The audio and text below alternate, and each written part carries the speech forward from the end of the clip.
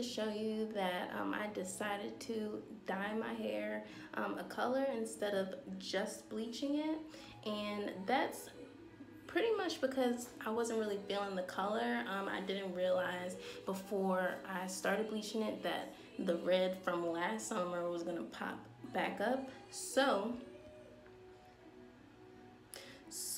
what I decided to do was I went to Sally's and I purchased this hair color, Dazzling in Chestnut, and I also got it in Cream Soda. So pretty much I just put it all over my head. I tried to take out a few pieces to put the cream soda so it'll be a little bit more like highlights, and then I decided, you know what, let me just put it on the ends.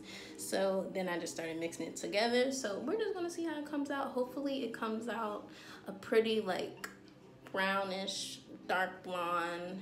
That's kind of what I'm going for right now, so we'll see. I'll show you guys when it's all finished. Right now I just finished putting it in. This is how it looks.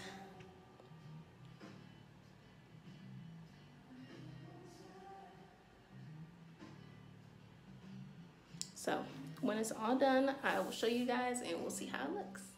So guys, this is how my hair turned out. Pretty much, I didn't get the results that I was looking for. So I really wanted it to be like a honey blonde, light brown, light to medium brown, and it didn't work out good. So what you see here is the very next day I decided to lighten my hair again using a soap cap, which is when you mix the lightening powder, the cream developer with shampoo, and you pretty much just put it on, let it sit for a little while, and then wash your hair again.